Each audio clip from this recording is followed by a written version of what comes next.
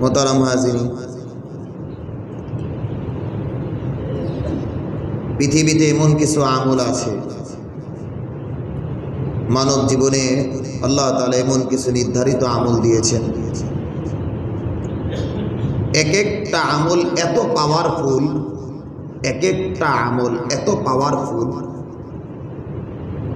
একজন মানুষকে জান্নাতে নেওয়ার জন্য ওই এক আমলই যথেষ্ট, এত পাওয়ারফুল।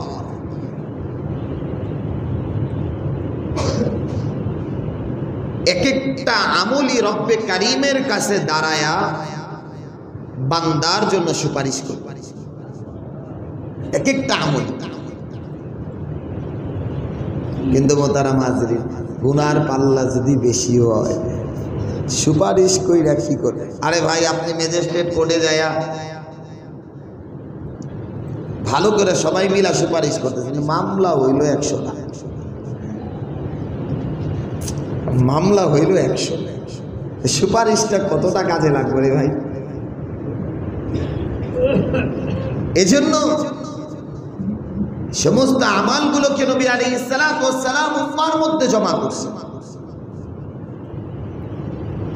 মানব জীবনে সবচেয়ে বড় আমল হইল গুনাহমুক্ত থাকা, এরপরে কোনো আমল নেই। وعن أبي هريرة رضي الله تعالى عنه أنه قال قال رسول الله صلى الله عليه وسلم من يأخذ عني هؤلاء الكلمات। ও আবু হুরায়রা, নবী আলাইহিস সালাতু ওয়াস সালাম বসে আছেন, সাহাবায়ে কেরাম বসে আছেন। হঠাৎ করে নবী আলাইহিস সালাতু ওয়াস সালাম বলেন, মান ইয়াখুযু আন্নী হাউলাইল কালিমাত, আমি এমন কিছু শব্দ বলবো, এই শব্দগুলোকে কে ধারণ করবে? আছো কি কেউ? আবু হুরায়রা বলেন, আনা ইয়া রাসূলুল্লাহ, আমি আমি আমি আছি, বলেন আপনি। এবার নবী আলাইহিস সালাতু ওয়াস সালাম বলেন, মান ইয়ামালু বিহিন্না আও ইয়ালামু বিহিন্না, নিজেও আমল করবে আরেকজনকে বলবে। কে আছো? আবু হুরায়রা আবার দাঁড়ায় বললেন, আনা ইয়া রাসূলুল্লাহ, আমি আছি। নবী আলাইহিস সালাতু ওয়াস সালাম আদ্দা খামসান, গুনে গুনে 5টা কথা বললেন। এক নাম্বার বললেন, ইত্তাকিল মাহারিম, ইত্তাকিল মাহারিম, ইত্তাকিল মাহারিম তাকুন আবাদান নাস। ও শুনো, তুমি হারাম থেকে দূরে সরো, মানে গুনাহ মুক্ত হয়ে যাও, গুনাহ তুমি ছেড়ে দাও, তুমি সবচেয়ে বড় আবেদ হয়ে যাও। আবেদ, আবেদ বুঝেন? আবেদ বুঝেন? যে ইবাদত গুজার তাকে বলা হয় আবেদ।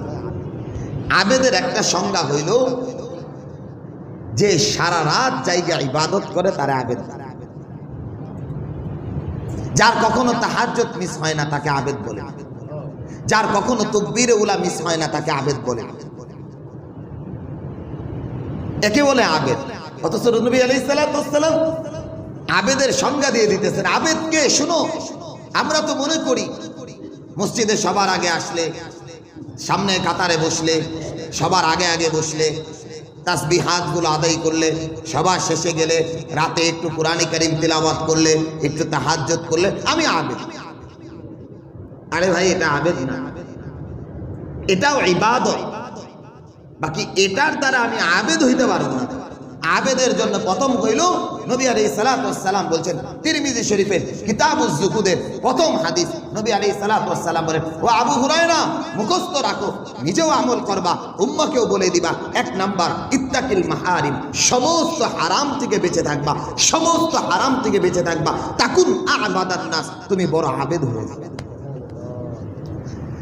ভাই, এটা বড় কঠিন জিনিস, গুনাহমুক্ত থাকা বড় কঠিন জিনিস। তো কয়েকদিন আগে আমার একজনে জিজ্ঞাসা, কয় হুজুর, সগীরা গুনাহ কি? আমি বললাম, এখন আর সগীরা গুনাহ নাই, সব কবিরা গুনাহ। এখন আর সগীরা গুনাহ নাই, সব কবিরা গুনাহ। বলে কেন? আরে ভাই, মসজিদের ইমাম সাহেব থেকে শুরু করে বড় আল্লাহওয়ালা গাউস কুতুব আবদাল মসজিদ থেকে বের হয়ে বেগানা নারীর দিকে চোখটা যাইতেছে। আরে ভাই, মসজিদ থেকে বের হয়ে তো কবিরা গুনাহ করতেছে। মসজিদ থেকে বের হয়ে মসজিদের ভিতরে দাঁড়ায় গুনাহ করতেছে। মসজিদের ভিতরে বসে বারান্দায় দাঁড়ায় আছি, মসজিদের ভিতরে একটু তাসবিহাত আদায় করতেছি, আরে বেগানা মহিলাগুলো যাইতেছে, চোখগুলা সেখানে যায় পড়তেছে। আরে ভাই, আমি সগীরা গুনাহ কি করব? 24 ঘন্টা তো কবিরা গুনাহই করতেছি। এর চাইতে বড় মারাত্মক হলো আপনি ঘরের ভিতরে, এরপরেও কবিরা গুনাহ হইতেছে। এক যন্ত্র মোবাইল আছে না, আপনি না চাইলে বেগেনা মহিলার ছবিটা সামনে এসে বাঁচবেন কিভাবে ভাই? এজন্য নবী আলাইহিস সালাতু ওয়াস সালাম বলেন, নবী আলাইহিস সালাতু ওয়াস সালামকে জিজ্ঞাসা করছেন, ও রাসূল মান নাজা ইয়া রাসূলুল্লাহ, বাঁচবো কিভাবে? বাঁচার তরিকাটা কি? কিভাবে বাঁচবো? গুনাহ মুক্ত কিভাবে হব? আমার জিন্দেগিটাকে আল্লাহ তাআলার মহব্বতের ভিতরে কিভাবে পাড়ি দিব? নবী আলাইহিস সালাতু ওয়াস সালাম তিনটা কথা বলছেন। সাহাবায়ে কেরাম বললেন, মান নাজা ইয়া রাসূলুল্লাহ, মুক্তি কোন পথে, মুক্তি পাবো কিভাবে? রাসূল তিনটা কথা বললেন। এক নাম্বার, শুনো, আমলিক আলাইকা লিসানাক, জবান বন্ধ, একবারে জবান বন্ধ। ভালো মানুষ তার সাথে বসবেন, তাও গীবত করবে। আরে ভাই, দুইজন মানুষ, ভালো মানুষ, দিনদার মানুষ বসে, তাও গীবত হইতেছে, আরেকজনের পরনিন্দা। তাহলে জবানটা খুইলেই গুনাহটা শুরু হয়ে গেছে। দুইজন তাবলীগের সাথে একসাথে বসছে, গীবত শুরু হয়ে গেছে। দুইজন হাজী সাহেব একসাথে বসছে, গীবত শুরু হয়ে গেছে। আরে ভাই, আল্লাহর ঘর মসজিদের ভিতরে বসে বসে গীবত করছে। আল্লাহর ঘর মসজিদে বসে বসে গীবত করতেছে। দুইজন বৈশাই বলতেছে, ও অমুক ব্যবসায়ী, অমুক নাম ধরে ধরে বলতেছে, অমুক তো এটা, অমুক তো এটা, অমুক তো এটা, অমুক তো এটা। মসজিদে আল্লাহর ঘরে বসে বসে গীবত করতেছে। বলেন সগীরা গুনাহ কি? করতেছেন তো কবিরা গুনাহ।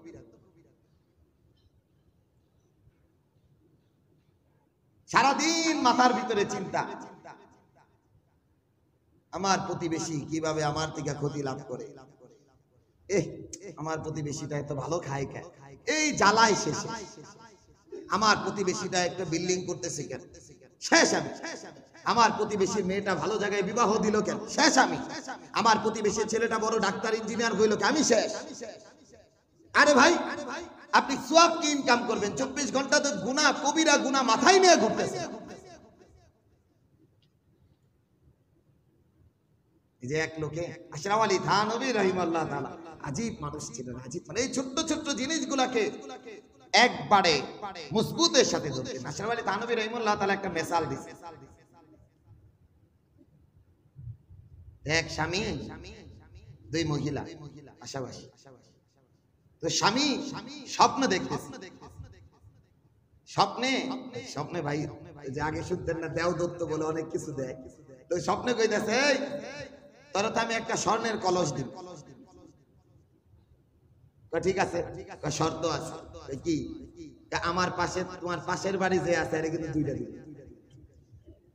তোমারে একটা দিব স্বর্ণের কলস, কিন্তু পাশের বাড়ি যে আরেকজন আছে তোমার প্রতিবেশী, হেরে দুইটা দিব। ঘুম ভাঙা স্বামীরে কইছি, স্ত্রীরে কইছি, তো আমারও তো একটা স্বর্ণ, আমরা তো খুব অভাবী, খাবারও নাই, কিচ্ছু নাই, কিন্তু আমার পাশের বাড়ির দুইটা দিব। কই নিও না, নিও না, অভাবে থাকি, তাও নিও না। কামগর পাশের বাড়ি যদি দুইটা স্বর্ণের কলস পায়, আমরা তো এই চিন্তায় মারা যাই। এজন্য কতটা ক্ষতি করার চিন্তা ভাবনা আমাদের, মন মানসিকতা। কয় আরেকবার যখন দেখা হবো না, তোমার যদি কিছু দিতে চায়, কবে যে আমার কিছু দেন লাগবে না, আপনি আমার থেকে নিয়ে যান।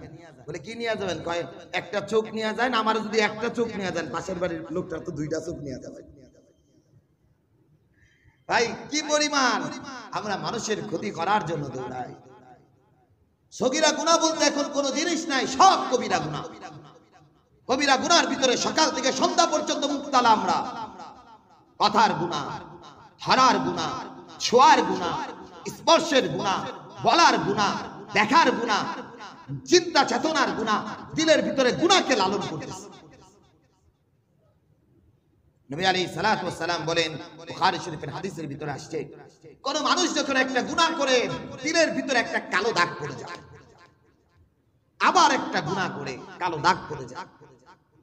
এভাবে যখন গুনাহ করতে থাকে, এক পর্যায়ে যায় অন্তরটা এমন কালো, মিছমিছা কালো হয়ে যায়, তখন আর হেদায়েতের নূরগুলা দিলের ভিতরে ঢুকে না। আজকে আমাদের অবস্থা এমন, মাফ করবেন, আপনি মসজিদে ঢুকতেছেন ঠিকই, টুপিটা পরে মসজিদ থেকে বের হয়ে সর্বপ্রথম টুপিটা খুইলা পকেটে নিতেছেন। বলেন আপনি কতটা দিনদার? বলেন আপনি নিজেকে প্রশ্ন করেন, আপনি কতটা আল্লাহমুখী? আপনি কতটা আল্লাহমুখী? মসজিদ থেকে বের হয়া রাস্তায় যেতে পারেন নাই, বের হবার সাথে সাথে আপনি টুপিটা কইলা পকেটে নিছেন, মানে টুপিটা আপনার কাছে লাঞ্ছনার কারণ হয়ে দাঁড়াইছে। আল্লাহর ঘরের ভিতরে ঢুকছেন টুপিটা মাথায় দিয়া, মনে করছেন সেজদা দেওয়া পর্যন্তই মনে করে টুপি, বের হবার সাথে সাথে টুপিটা কইলা পকেটে নিছেন। আল্লাহ নবী আলাইহিস সালাতু ওয়াস সালামের সুন্নতটা মাথায় রাখবেন, এতটুকু চিন্তা ভাবনা আপনার দিলের ভিতরে তৈরি হয় নাই। বলেন কিভাবে আল্লাহ তাআলার সামনে দাঁড়ানোর চিন্তা ভাবনা? একটু ধাক্কা দিয়েই বললাম কথা, একটু ধাক্কা দিয়েই বললাম কথা। আপনি মসজিদে ঢুকার আগে, ঢুকার সাথে সাথে টাকনুর নিচে কাপড়টা ছাড়া দিয়ে দিলেন, টাকনুর উপরে কাপড়টা তুললেন। নবী আলাইহিস সালাতু ওয়াস সালাম বলেন, লা ইয়াদখুলুল জান্নাহ, সে কখনোই জান্নাতে প্রবেশ করবে না যার টাকনুর নিচে কাপড় থাকে। টাকনুর নিচে কাপড় থাকে, রাসূল বলেছেন টাকনুর নিচে যে ব্যক্তির কাপড় থাকে সে জাহান্নামী। আপনি মসজিদে ঢোকার আগে টাকনুর কাপড়টা তুলছেন, মসজিদ থেকে বের হয়ে টাকনুর কাপড়টাকে নামায় দিয়েছেন, আপনাকে তো রাসূল জাহান্নামী বলেছেন। আপনি ইবাদত গুজার কইরা লাভটা কি? এটার নাম দিন ভাই, এটার নাম দিন ভাই, এটার নাম দিন, এটার নাম দিন, এটা ইসলাম। ইয়া আইয়ুহাল্লাযীনা আমানু দুখুলু ফিস-সিলমি কাফা, আল্লাহ বলেন পরিপূর্ণ ইসলামে প্রবেশ করুন, পরিপূর্ণ ইসলামে প্রবেশ করুন। ওয়ালা তাত্তাবিউ খুতুওয়াতিশ শাইতান, শয়তানের কখনো পদঙ্ক অনুসরণ করবা না। আজকে আমাদের অবস্থা কেমন ভাই? নিজে নিজেকে প্রশ্ন করি, নিজে নিজেকে। মাসালা নেওয়ার জন্য হুজুরের কাছে যাইতে হবে না, নিজে নিজেকে প্রশ্ন করবেন আপনি পরিপূর্ণ ঈমানদার কিনা। নিজে নিজেকে প্রশ্ন করবেন আপনি পরিপূর্ণ ঈমানদার কিনা, জবাব পেয়ে যাবেন। রমজানুল মুবারক, এখনো ঘরের ভিতর আপনি টিভি দেখতেছেন, কি রোজাটা আপনি রাখতেছেন? আপনি এখনো ওজনে কম দিতেছেন, কি রোজাটা আপনি রাখতেছেন? আপনি এখনো পর্দা টানায়া চা খাওয়াইতেছেন মানুষকে, পর্দা টানায়া মানুষকে খাবার দিতেছেন, আপনি কি রোজাটা রাখছেন? নিজে নিজেকে প্রশ্ন করেন, কোন ইবাদতটা আল্লাহ তাআলার কাছে আপনার কবুল করবেন। আরে ভাই আপনি দোকানে শাটার নামায়া দেন, এতটুকু আপনার নাজাতের জরিয়া হয়ে যেত। আল্লাহর আদালতে বলতেন, আল্লাহ রমজানুল মুবারক ব্যবসা ছিল না, এরপর আপনাকে রাজি আর খুশি করতে চেয়েছি।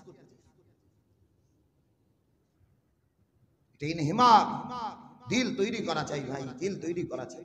ইন্নাল্লাহা লা ইয়ানজুরু ইলা সুওয়ারিকুম, এটা এই হাদিসটা মানুষের জীবনের ইখলাস তৈরি করার এক হাদিস। নবী আলাইহিস সালাতু ওয়াস সালাম বলে, ইন্নাল্লাহা লা ইয়ানজুরু ইলা সুওয়ারিকুম ওয়ালা ইলা জাসাদিকুম ওয়ালাকিন ইয়ানজুরু ইলা কুলুবিকুম ওয়া আমালিকুম ওয়া নিয়াতিকুম। কি মনে করছো আল্লাহ তাআলা তোমার ধন সম্পদ দেখেন? না না, তোমার চাইতে হাজার কোটি কোটি কোটি ধন সম্পদ ওয়ালারা বেঈমান হয়ে কবরে গেছে। তোমার অর্থ সম্পদের রব্বে কারীমের কাছে কোনো দাম নাই। তুমি কি ক্ষমতার জোর দেখায়া যে আমার ক্ষমতা রব্বে কারীমের কাছে পছন্দ নেই, আমি জনসেবা করি না, তোমার মতো অনেক ক্ষমতাধর মানুষগুলো আল্লাহ তাআলা বেঈমান অবস্থায় কবরে গেছে। তাহলে বোঝা গেল রব্বে কারীমের কাছে এগুলোর কোনো দাম নাই। তোমার বডি বিল্ডার, তুমি চেহারা সৌন্দর্য, তুমি দানবীর, তুমি বড় শেঠওয়ালা, এটা রব্বে কারীমের কাছে কোনো দাম নাই। যেটা দাম, রাসূল বলেন ইন্নাল্লাহা লা ইয়ানজুরু ইলা সুওয়ারিকুম, আল্লাহ তোমার সুন্দর চেহারাটা, বডি বিল্ডার, সুন্দর আকার আকৃতি, কথা বলার ভঙ্গিমা, চেহারার চাহনি, এগুলো রব্বে কারীম দেখেন না।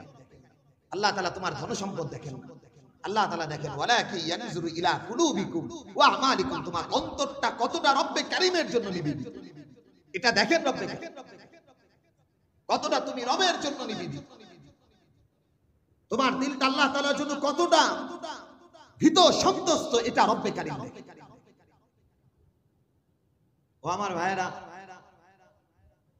সাহাবায়ে কেরামের ভিতরে এমনও কিছু সাহাবায়ে কেরাম ছিলেন যাদের ধন সম্পদের কাছে আজও পর্যন্ত পৃথিবীর কোন সুপার পাওয়ার ব্যক্তি বুঝতে পারে। এরকম একজন ব্যক্তি ছিলেন আব্দুর রহমান ইবনে আউফ রাদিয়াল্লাহু তাআলা। আরে ভাই, উনি যেদিন দুনিয়া থেকে বিদায় নেন কয়েকটা স্বর্ণের ইট রেখে গেছিলেন, স্বর্ণের ইট, যেটা ওই জামানার মানুষ মানে ব্লেড দিয়ে কাটতে পারে,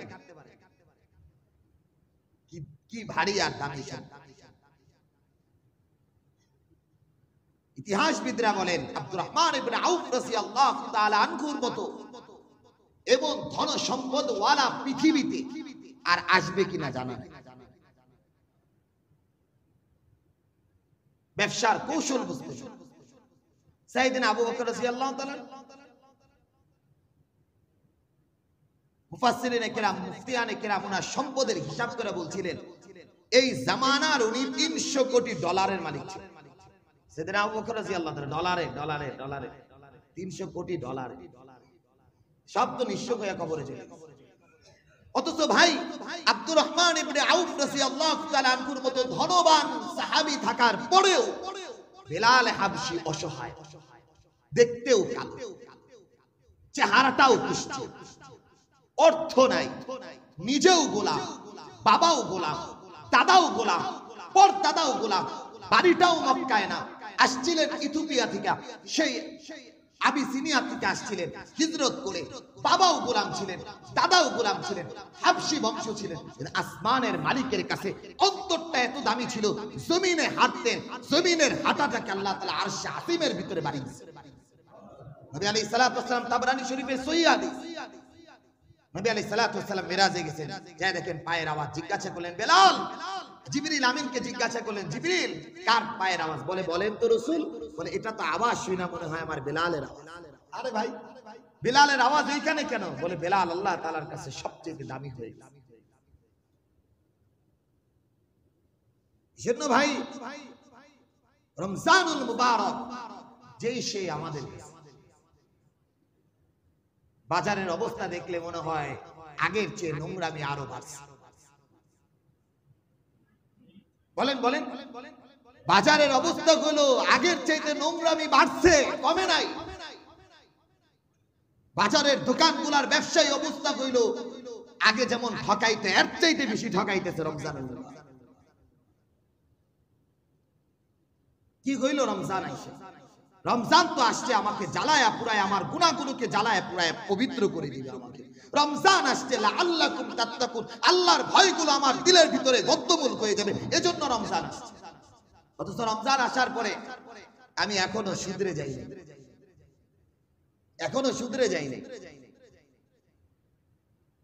আল্লাহ মাফ করুন।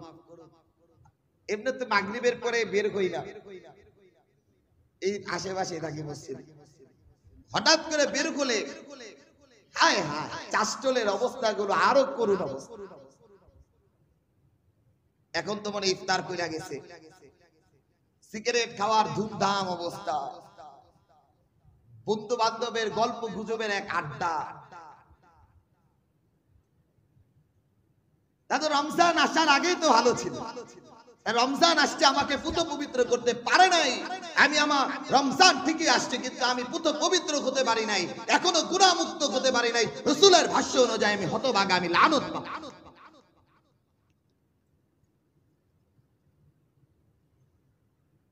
আল্লাহ আমাদেরকে বুঝার তৌফিক দান করুন। জাকারিয়া রাহিমাহুল্লাহ তাআলা ওই দিনে বলতেছিলাম, জাকারিয়া রাহিমাহুল্লাহ তাআলা রমজানুল মুবারক আসলে সব কাজ বন্ধ, খানকার কাজ বন্ধ, কারোর সাথে কথোপকথন বন্ধ। হযরতের বাড়ি তো কানধলায়, তো উনার সাথে নবাব পরিবারের এক সন্তান দেখা করতে আসছে রমজানুল মুবারক, নবাব পরিবারের সন্তান। আগে তো দেশ ওইরকম পরিচালনা করতে নবাবরা, নবাব পরিবারের এক সন্তান আসছেন হযরতের সাথে দেখা করতে। আসছে 10টা নাগাদ, ঢুকতেই দোকানদাররা জিজ্ঞাসা, ভাই কার সাথে দেখা করবেন? বললো জাকারিয়া রাহিমাহুল্লাহ তাআলা। বলে জাকারিয়া আসেন। বলে আরে ভাই আপনি জানেন না ওনার রমজান চলতেছে? দোকানদাররা বলতেছে আরে আমাদের শায়েখের তো রমজান চলতেছে, যেখানেই যায় বলে ভাই কার সাথে দেখা? বলে জাকারিয়া। বলে জানেন না আমাদের শায়েখের রমজান চলতেছে? ঠিক উনি 10টা থেকে শুরু করে জোহর পর্যন্ত অপেক্ষা করলেন। হযরতের মতো নামাজের সময় ঠিক ঘর থেকে 10 মিনিট আগে আসলেন, এসে সুন্নত পড়ে নামাজে দাঁড়ায় গেলেন। নামাজটা পড়ে একবারে ঘরে চলে গেলেন, কে কোথায় আছে দেখার সুযোগ নেই। আসরটা এইভাবে পার করলেন, মাগরিবের ইফতার করে নামাজে আসছেন, এবার আবার পার করলেন। নবাব ছেলেটার দেখা করতে, নবাবের ছেলেটার দেখা করতে পারলেন। যাওয়ার মুহূর্তে মাগরিবের পরে ইফতারের পূর্ব পরে হযরতের দরজায় একটা টোকা দিয়ে বললেন, হযরত সারা পৃথিবীতে রমজান আসে, বাকি আপনার কাছে যে রমজান আসছে এরকম রমজান কোথাও আসে না। যে আপনার ঘরে যে রমজান আসছে এরকম রমজান কোথাও আসে না পৃথিবীতে। কতটা ইহতিমাম করতেন জাকারিয়া রাহিমাহুল্লাহ তাআলা বলেন, আবৃত্তি কিতাবের ভিতরে আসছে, আকাবির কা রমাজানের ভিতরে আসছে, জাকারিয়া রাহিমাহুল্লাহ তাআলা 30 দিনে 30টা কালামে হাকিমের খতম করতেন। কিভাবে সম্ভব রে ভাই? প্রত্যেক দিন একটা করে কোরআনে কারীমের খতম, একটা করে কোরআনে কারীমের খতম করতেন, এক একটা কোরআনে কারীমের খতম করতেন প্রত্যেক দিন। এটা ভাই কিভাবে সম্ভব বলেন? এটা তো সম্ভব তখন যখন নিজের দিলটাকে আল্লাহ তাআলার জন্য সইপা দেওয়া হয়। নবী আলাইহিস সালাতু ওয়াস সালাম কি বলেন দেখেন, হযরত উমামা রাদিয়াল্লাহু তাআলা আনহু থেকে হাদিস, রাসূল বলেন, ইন্না ফিল জান্নাতি গুরফা, আল্লাহ তাআলা জান্নাতে একটা ঘর নির্মাণ করবেন। সুবহানাল্লাহ। ইউরা উযাহিরুহা মিন বাতিনিহা, এই ঘরের ভিতরে ঢুকলে বাহিরের সব দেখা যায়। ওয়া বাতিনুহা মিন যাহিরিহা, বাহিরের থেকে ঘরের সমস্ত আসবাবপত্র দেখা যাবে, ইয়াকুতের পাথর সবকিছু দেখা যাবে। আ'আদাল্লাহু লিমান আত'আমাত তুআম, আল্লাহ তাআলা এই জান্নাতটাকে নির্মাণ করে রাখছেন যারা দরিদ্র সহায়কে খাওয়ান, যারা উত্তম কথা বলেন তাদেরকে, যারা রমজানের মুবারকের 30টা রোজাই ঠিকমতো আদায় করে। ওয়াসাল্লান নাস নিয়ামুন, মানুষ যখন ঘুমায়া পড়ে, এই মানুষগুলা যখন দাঁড়ায়া দাঁড়ায়া আল্লাহ তাআলার সামনে দাঁড়ায়া থাকে, এই 4 গুণে গুণান্বিত মানুষগুলার জন্য আল্লাহ তাআলা এক বিশেষ জান্নাতকে নির্মাণ করে দেন। তাহলে বোঝা গেল যে ও দরিদ্র সহায় মানুষকে খাওয়ায়, এর বিনিময় একমাত্র জান্নাত। যারা উত্তম কথা বলে এদের বিনিময় একমাত্র জান্নাত। যারা রমজানের রোজা রাখবে ইখলাসের সাথে, তাদের বিনিময় একমাত্র জান্নাত। যারা রাতের অন্ধকারে রব্বে কারীমের সামনে দাঁড়ায়া দাঁড়ায়া রাতকে পার করবে, এদের বিনিময় একমাত্র জান্নাত। নবী আলাইহিস সালাতু ওয়াস সালাম বলেন, হ্যাঁ, রোজাদারদের জন্য আলাদা এক জান্নাতকে নির্মাণ করে রাখছে, জান্নাতের দরজা, রাইয়ান নামক দরজা। এই রাইয়ান নামক দরজাটা ওই বান্দার জন্য ঢুকবে। ওই বান্দা রোজাদার ছাড়াই রাইয়ান নামক দরজা দিয়ে কেউ জান্নাতে প্রবেশ করতে পারবে না। রোজাদাররা ঢুকে যাবে, সুন্দর করে অফ হয়ে যাবে, দরজা বন্ধ হয়ে যাবে। রোজাদারদের জন্য আল্লাহ তাআলা এক বিশেষ জান্নাতকে নির্মাণ করে রাখছেন। হাদিসের ভিতরে আসছে, রোজাদার যখন রোজা রাখতে শুরু করে, সেহরির পর থেকে নিয়ে একেবারে সূর্যাস্ত পর্যন্ত, ইফতারের পূর্ব মুহূর্ত পর্যন্ত আল্লাহ তাআলা একটা জান্নাতকে ওই রোজাদারের জন্য সাজাইতে থাকে। এবার নিজেকে প্রশ্ন করেন, যে জান্নাতটা আপনার জন্য সাজাইতেছেন, আপনার রোজাটা হচ্ছে কি ভাই? এটা তো জানার বিষয় যে আপনার জন্য যে জান্নাতটা আল্লাহ তাআলা সাজাইতেছেন, আপনার রোজাটা হচ্ছে কি না। নবী আলাইহিস সালাতু ওয়াস সালাম বলেন, মান সামা ইয়াওমান ফি সাবিলিল্লাহ বা'দাল্লাহু ওয়াজহাহু আলান নারি 70 খরিফা, কোন ব্যক্তি যদি একদিন লিওয়াজহিল্লাহ, আল্লাহ তাআলার জন্য, আল্লাহকে রাজি আর খুশি করার জন্য রোজা রাখে, আল্লাহ তাআলা ওই বান্দার থেকে জাহান্নামকে 70 বছরের দূরত্ব পাঠায়। এবার নিজেকে প্রশ্ন করেন, আপনার রোজাটা আল্লাহর জন্য হচ্ছে কি না? নিজেকে প্রশ্ন করেন, আমার সারা দিনের রোজাটা আল্লাহ তাআলার জন্য হচ্ছে কি?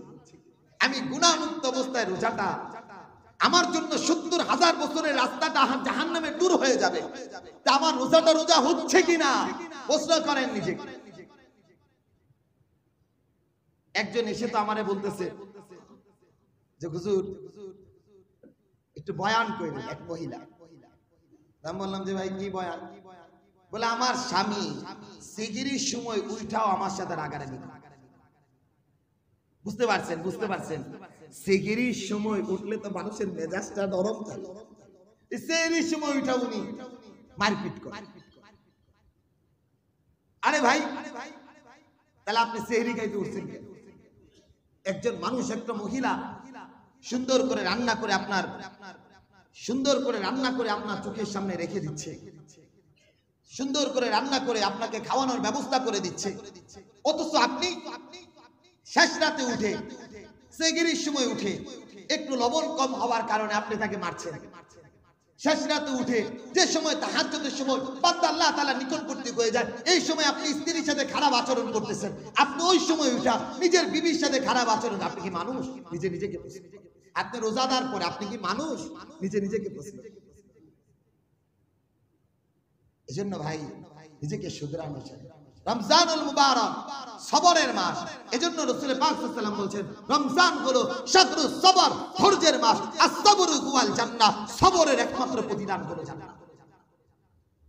আপনি যদি এতটুকু ধৈর্য ধারণ করতে না পারেন, রান্নাটা আপনি করেন না একদিন, রান্নাটা আপনি করেন একদিন রান্না করে 30 দিন তো আপনার বিবি আপনারে রান্না করে খাওয়ায়, একদিন না আপনি রান্না করে বিবিরে খাওয়ান তো দেখি, বুঝা যাবে আপনার দৌড় কত। তাহলে যদি আপনি না পারেন, কেন আপনি আপনার বিবির সাথে খারাপ আচরণটা করছেন? রাসূল পাক সাল্লাল্লাহু আলাইহি ওয়াসাল্লাম বলেন আকমালুল মুমিনিন আহসানুহুম খুলুকান, আকমালুল মুমিনিনা আহসানুহুম খুলুকান, সবচেয়ে উত্তম মানুষ, উত্তম মুমিন, সবচেয়ে পাক্কা ঈমানদার ওই ব্যক্তি যার আচরণ সুন্দর। আপনার স্বামীর সাথে আপনার স্ত্রীর সাথে আপনার আচরণ ভালো না, বাহিরে আপনি বড় দরবেশ, লাভ নাই। আপনি বড় দরবেশ বাহিরে, ঘরে কি আপনি আপনার বিবির সাথে ভালো আচরণ করতে পারেন না, ভালো মানুষের সুনাম দিয়ে আপনি কি করবেন? ঘরওয়ালাই তো আপনারে দেখতে পারেন, ঘরওয়ালাই তো আপনারে দেখতে পারেন। আপনি বাহিরে ভালো করে ভালো হয়ে লাভ কি আপনার? আল্লাহ আমাদেরকে বুঝার তৌফিক দান করুন। মোহতারাম হাজিরিন, অবস্থা ভেদে এই কথাগুলো বলতে হয়, জরুরি কথা কিনা বলেন? এই কথাগুলো বলতে হয়, অনেক সময় হাসি পায়, কি করব ভাই, অবস্থাই না। বেহায়া নির্লজ্জতার রমজানুল মুবারকেও চলতেছে। বড় আফসোস, উম্মাহ, এই উম্মার কপালে দুর্গতি আছে, কেউ বাঁচতে পারবে না। ছোট্ট মেয়েটা ধর্ষণ হয়ে দুনিয়া থেকে বিদায় নিচ্ছে, কি জবাব দিবেন আপনি? বলেন, আপনি দাড়িওয়ালা টুপিওয়ালা হয়ে কি জবাব দিবেন রব্বে কারীমের কাছে? কি জবাব দিবেন আপনি?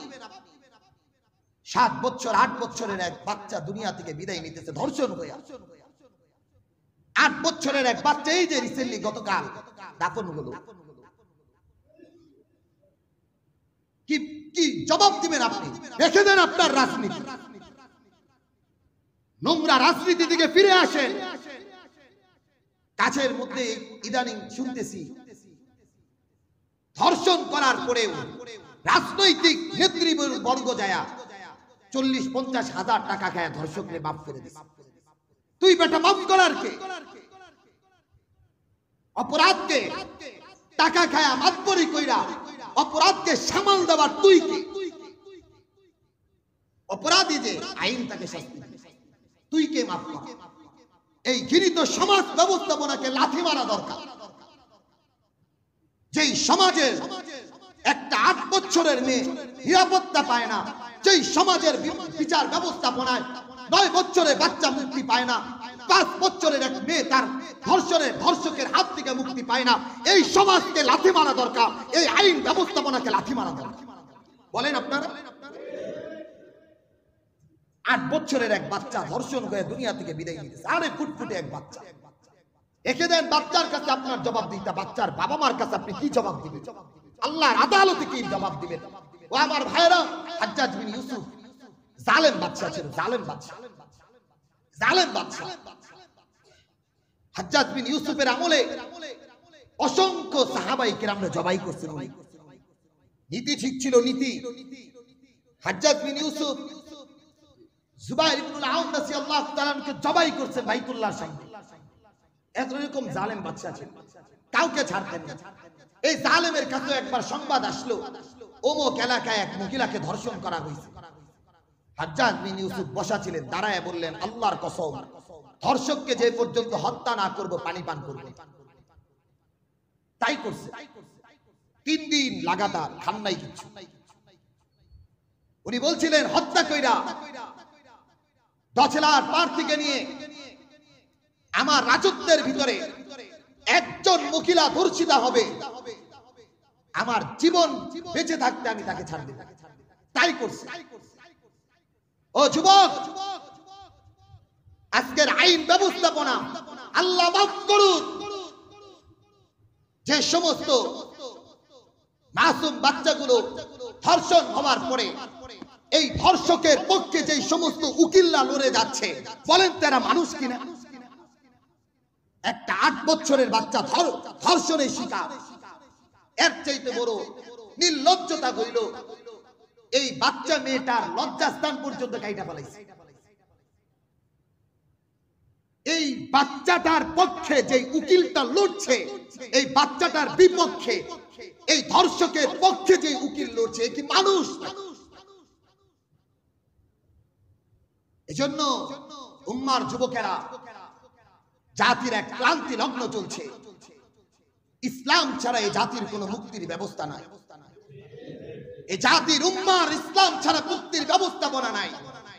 স্বাধীনতার 53-54 বছরে ধর্ষকের শাস্তি আজও হয় নাই। ইসলাম একমাত্র ধর্ষকের শাস্তি দিয়েছেন মৃত্যুদণ্ড। ইসলাম এই বিধান দিয়েছেন আযানি ওয়াসানিয়াতু ফাজলিদু কুল্লা ওয়াহিদিন মিনকুমা মিআতা জালদা। কোন ধর্ষক ধর্ষণ করবে, কোন যুবতী মেয়ের উপরে আক্রমণ করবে, কোন যুবক কোন কথা নাই 100 বেত্রাঘাত করবে, সমাজ ব্যবস্থাপনা ধর্ষক মুক্ত হয়ে যাবে।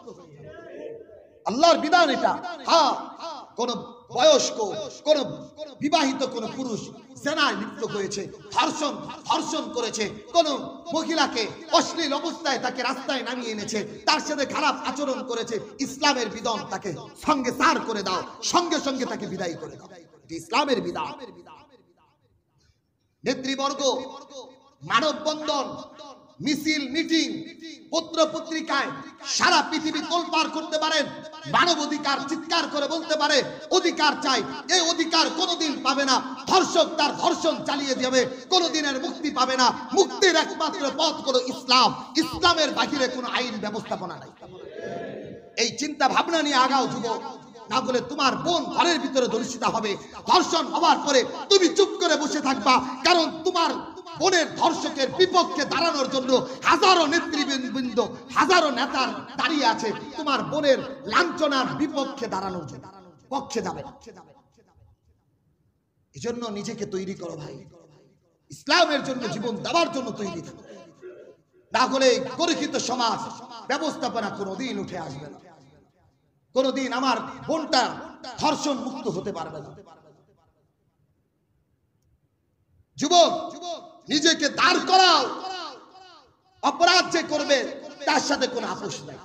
আমার ভাই হলেও আপোষ নাই, আমার বন্ধু হলেও আপোষ নাই। যে অপরাধ করবে তার সাথে আমার কোনো সম্পর্ক নাই। মুসআব ইবনে উমাইর রাদিয়াল্লাহু তাআলা আনহু মুসলমান হইছেন আগে, ভাই ভাই বদরের প্রান্তরে আটকা পড়ে গেছিলেন, বদরের যুদ্ধে আটকা পড়ে গেছে। ভাই বাইন্দা রাখছে তো মুসলমান, ভাই বলতেছে মুসআব ইবনে উমাইর, মুসআব আও একটু বাঁচাও আমার। মুসআব রাদিয়াল্লাহু তাআলা বললেন, এই আমার এই ভাইটারে কোন সাহাবীর হাতে দিছে, কোন ভাইয়ের হাতে দিছে? বলো মুখে। কয় শোনো, আমার ভাইটারে ভালো করে বাঁধবা, শক্ত করে বাঁধবা, ছুটতে যেন না পারে। আল্লাহ রাসূল তো খাবার দিতে কইছে, কম করে খাবার দিবে, এজন্য দিবা আল্লাহর আদালতে যেন আমি মুসআব দাঁড়ায় বলতে পারি অপরাধীর সাথে আমার কোনো সম্পর্ক, আমার ভাই অপরাধী তারপরে তার সাথে আমার কোনো সম্পর্ক নেই। মুসল্লিয়ানে কেরাম, আপনি 10 জন, আপনারা একজন চাঁদাবাজি করে যাই কেমন দাঁড়ান, আপনি বুকটাকে টান টান করে অন্যায়ের বিরুদ্ধে আপনি দাঁড়ান। ধর্ষণ করেছে, সমাজ ব্যবস্থাপনার মোড়ল কোনো কথা বলে কেমনে, তাদের বিরুদ্ধে রুখে দাঁড়ান, দেখবে সমাজ ঠিক হয়ে গেছে, রাষ্ট্র ঠিক হয়ে গেছে। স্লোগান তুলো, আল্লাহর দিন চাই, ইসলামের আইন ব্যবস্থাপনা চাই। দল কে আসবে, ক্ষমতায় কে আসবে, এটা তাদের ব্যাপার, কিন্তু আল্লাহর জমিন আল্লাহর দিন বাস্তবায়ন না হওয়া পর্যন্ত চোর, বাটপার, রাহাজানি, ছিনতাইকারী, চাঁদাবাদীদের কোনো আইন ব্যবস্থাপনা হবে না। মোড়লগুলো এদেরকে জেলে ঢুকিয়ে দিবে, 10 দিন 12 দিনের ব্যবধানে আবার তারা বের হয়ে আসে, আবার চাঁদাবাজি করে। একমাত্র আল্লাহর বিধান, যেটা আল্লাহ তাআলা দিয়েছেন, এই বিধানের বাহিরে কোনোদিন মুক্তি লাভ করতে পারবে না। রব্বে কারীম আমাদেরকে বুঝার তৌফিক দান করুন। রমজানুল মুবারক এই সামনে আসতেছে, 17 রমজান বদর। এই বদরের চিন্তা ভাবনা নিয়ে আগাও। মাত্র 313 জন দাঁড়িয়েছিল যুবক, আল্লাহর দ্বীন কায়েম হবে। নবী আলাইহিস সালাতু ওয়াস সালাম সিজদায় পড়েছিলেন। সাইয়েদনা আবু বকর বললেন, ওগো রাসূল, আপনি কাঁদতেছেন, আপনার চোখের পানিতে বদরের প্রান্তরের মাটিগুলো কাদাযুক্ত হয়ে গেছে। ইন্না নাহনু ফাতাহনা ফাতহান আযীমা, হ্যাঁ রাসূল, আমরা নিশ্চিত আল্লাহ আজকে আমাদেরকে বিজয় দান করবে। যুদ্ধে নামার আগেই আবু বকর রাদিয়াল্লাহু তাআলা চিৎকার করে বলছিলেন রাসূলের চোখের পানির মাধ্যমে, ওয়া নাহনু ফাতাহনা, আজ আমরা বিজয়ী, কেউ এই বিজয় ঠেকাতে পারবে না। কেন? 313 জনের বক্তব্য ছিল। হযরত মিকদাদ ইবনুল আসওয়াদ রাদিয়াল্লাহু তাআলা আনহু বলেছিলেন, রাসূল, কেউ গো রাসূল, আপনি তো আজকে ভয় পাইতেছেন যে আমরা কি মুসা নবীর মতো বলি কিনা, ফাযহাব আনতা ওয়া রাব্বুকা ফাকাতিলা ইন্না হাহুনা কাঈদুন, আপনি আপনার রব যায় যুদ্ধ করেন, আমরা বইসা থাকি না। ও রাসূল, আমরা আপনার ডানে থেকে বামে থেকে সামনে থেকে পিছনে থেকে এমন ভাবে যুদ্ধ করব, বাড়ি থেকে বিদায় নিয়ে এসেছি, বিবিকে বিধবা করে আসছি, সন্তানকে ইতিম করে আসছি, বাড়ি ঘর বিটা সবকিছু ছেড়ে আল্লাহর দ্বীনের জিন্দার জন্য আসছি। নবী আলাইহিস সালাতু ওয়াস সালাম মুস্কি হাসি দিছিলেন, আর আবু বকর চিৎকার করে বলছিলেন, নাহনু ফাতাহনা, আজকে আমরাই বিজয়ী, আমাদের কাছ থেকে আজকে কেউ বিজয় ছিনায় নিতে পারবে না। আল্লাহ তাআলা 313 জনের এক হিম্মত, 313 জন নিজের পরিবারকে ছেড়ে এসে বলেছিলেন, আল্লাহ তাআলা এর বিনিময়ে এমন এক বিজয় দান করেছেন, কিয়ামত পর্যন্ত বদর স্মরণীয় হয়ে থাকবে। ও যুবক, আমার একজন প্রশ্ন করছে, হুজুর, এখনো কি বদরের 313 জন হয় নাই? বলছি একজন হয় নাই। 313 জনের একজনও আজও হয় নাই। আমি আপনি যাই বলি, যতই মাইকে চিৎকার করি, মাহফিলে যতই চিৎকার করি, না, এখনো বদরের মতো হই নাই। নিজের বিবিকে ছেড়ে যাব, নিজের সন্তানকে বিধবা করে যাব, এমন মানুষগুলো এখনো মন মানসিকতা হয় নাই। এজন্য ভাই, নবী আলাইহিস সালাতু ওয়াস সালাম নিজে যুদ্ধের ময়দানে ধাবিত হয়েছেন। এজন্য রমজানুল মুবারকের বিদ্যুদের কাজ হবে রাতের অন্ধকারে তাহাজ্জুদ পড়ে চিৎকার করে চোখের পানি ছেড়ে ছেড়ে আল্লাহ তাআলার কাছে দোয়া করা, আল্লাহ আমাদের জমিনের জন্য আল্লাহর দ্বীনকে কায়েম করে দেয়। যারা যুবক রমজানুল মুবারকে সিদ্ধান্ত নিবে কিভাবে আল্লাহর দ্বীন কায়েম করা যায়, ধর্ষণ মুক্ত রাষ্ট্র কিভাবে করা যায়, দুর্নীতি মুক্ত কিভাবে রাষ্ট্র করা যায়, অন্যায় অনাচার মুক্ত কিভাবে রাষ্ট্র গঠন করা যায়, নারীর অধিকার, যুবকের অধিকার, দরিদ্রের অধিকার, অসহায় মানুষের অধিকার কিভাবে নিশ্চিত করা যায়, এভাবে তুমি যুবক চিন্তা ভাবনা করতে থাকো, দেখবে আল্লাহ তাআলা তোমার এই চিন্তার উপরে এক সময় যায় ইসলামের বিজয় দান করবে। মোহতারাম হাজিরিন, এই রমজানুল মুবারকের আরেকটা গুরুত্বপূর্ণ আমল হইল কোরআন কারীমের তিলাওয়াত। কোরআন কারীম তেমন আল্লাহ তাআলা রমজানে কোরআন কারীমকে নাযিল করেছেন, শাহরু রমাদানাল্লাযী উনজিলা ফীহিল কুরআন। আল্লাহ তাআলা কোরআনকে রমজানুল মুবারকে নাযিল করেছেন। এজন্য মুহতারাম হাজিরিন, কোরআন কারীম এমন, আল কুরআনু শাফিউন ওয়া মুশাফফাউন লিআসহাবি, কোরআন কারীম কাল হাশরের ময়দানে আল্লাহ তাআলার কাছে সুপারিশ করবেন, আল্লাহ তাআলা কোরআনের সুপারিশ গ্রহণ করে তাকে জান্নাত দান করবেন। আজকের হাদিসের ভিতরে আসছে মুসনাদে আহমদ 6626 নম্বর হাদিস, রাসূল বলেন, আসিয়াম ওয়াল কুরআন ইয়াশফাআন, রোজাও আল্লাহ তাআলার কাছে সুপারিশ করবে, কুরআনও আল্লাহ তাআলার কাছে সুপারিশ করবে। তাহলে রমজানুল মুবারকে যদি কোরআন কারীমের তিলাওয়াত বেশি হয়, কোরআন কারীমের সাথে যদি আমার এক হৃদ্রতার ভালোবাসা হয়, আশা করা যায় এই কোরআন এত পাওয়ারফুল, এই কোরআন এত শক্তিশালী, কিয়ামতের ময়দানে এই কোরআনই আল্লাহ তাআলার সামনে সুপারিশ করে আমাকে জান্নাতে নিয়ে যাবে। এক যুবক বাচ্চা দেখে বাবা খালি কোরআন কারীম তিলাওয়াত করে, সারাদিন তিলাওয়াত করে, তো ছেলেটা যায় বলে, আব্বা আপনি তো কোরআন মুখস্থ করতে পারেন না, শুধু তিলাওয়াত করে লাভ কি? ছেলেটা তো হাফেজ। বাবা কোনো কথা না বলে একটা কালো ঝুড়ি, যেই ঝুড়িটা কয়লা আনা নেওয়ার কারণে ঝুড়িটা পুরোটা কালো হয়ে গেছে, বলে যাও এই ঝুড়িটার ভিতরে পানি আনো। ছেলেটা দৌড়ায় যায় পুকুর থেকে পানি আনছে, ঝুড়ির ভিতর থেকে আর পানি থাকে, আস্তে আস্তে পানি পড়ে গেছে। আবার বাবা বলছে যাও পানিটা আনো। ছেলেটা আবার পানি আনতে গেছে, আবার পানিটা পড়ে গেছে। ৩-৪ বার যাওয়ার পরে ছেলেটা বলতেছে, বাবা আপনি আমার ঝুড়ির ভিতরে পানি আনতে বলে, অথচ ঝুড়িটা ছিদ্র, পানি কি আর থাকে? বাবা বললেন ঝুড়ির ভিতরে পানি থাকে না, কিন্তু ঝুড়িটার কি কোনো পরিবর্তন হয়েছে দেখো তো। বলে হ্যাঁ বাবা। বলে কি? বলে আগে ঝুড়িটা কালো ছিল, এই 4-5 বারে পানিটা আনার কারণে ঝুড়িটা সাদা হয়ে গেছে। এবার বাবা বলতেছে শুনো, আমি তো বিদ্ধ হয়ে গেছি, কুরআনে কারীম মুখস্থ রাখতে পারি না, কুরআনে কারীমের আয়াতগুলো মুখস্থ করতে পারি না, সূরাগুলো মুখস্থ করতে পারি না। এই যে আমি তিলাওয়াত করি, আমার এই কালো হৃদয়গুলোকে বারবার কুরআনে কারীমের তিলাওয়াতের দ্বারা সাদা হয়ে যাইতেছে, গুনাহমুক্ত হয়ে যাইতেছে। এজন্য ভাই কুরআনে কারীম এমন, কুরআনে কারীম এমন, আল কুরআন হুজ্জাতুল লাকা ওয়া আলাইকা। কুরআনে কারীম আমার সপক্ষে যাবে। আপনি প্রত্যেকদিন দোকানে আসেন, কুরআনে কারীমকে এভাবে একটু তাকিয়ে আসেন, পড়তে না পারেন আপনি তাকিয়ে আসেন, ঠিক ঘড়ি ধরে 10 মিনিট আল্লাহর কালামের দিকে তাকিয়ে থাকেন, অঝরে পানি ঝরবে আপনার চোখ থেকে। কুরআনে কারীম আপনি পড়তে পারেন না, আপনি এভাবে তাকিয়ে থাকেন, কখনো কুরআনে কারীমটাকে বুকের সাথে জড়িয়ে ধরেন, কখনো কুরআনটাকে চুমা খাইতে থাকেন, কখনো কুরআনটাকে মাথায় নিতে থাকেন। দেখবেন এই কুরআনে কারীম কিয়ামতের ময়দানে আপনার সুপারিশের কারণ হয়ে দাঁড়াবে। রমজান আসছে, তিলাওয়াতের মাসগুলো রমজানুল মুবারক, এজন্য কমসে কম প্রত্যেকটা মানুষের জন্য একটা করে কুরআনে কারীমের খতম হয়। তাও যদি না পারি, কমসে কম কুরআনে কারীমের তিলাওয়াত যেন শুনতে থাকি, কুরআনে কারীম যেন চুমা খাইতে থাকি, কুরআনে কারীম যেন হৃদয়ে লালন করতে পারি। আল্লাহ তাআলা আমাদেরকে তৌফিক দান করুন। মোহতারাম হাজিরিন, আর পাওয়া যাবে 2টা রমজান, এই 2টা জুমা। এই 2 জুমার ভিতরে আগামী শুক্রবার ইতিকাফে বসতে হবে। আগামী শুক্রবারে মাগরিবের পূর্ব মুহূর্তে সূর্য ডুবার আগে ইতিকাফে বসতে হবে। নবী আলাইহিস সালাতু ওয়াস সালাম বলেন, যে ব্যক্তি একদিন ইতিকাফ করবে, আল্লাহ তাআলা আসমান আর জমিন পরিমাণ জাহান্নামকে ওই বান্দা থেকে দূরে সরায় দেয়।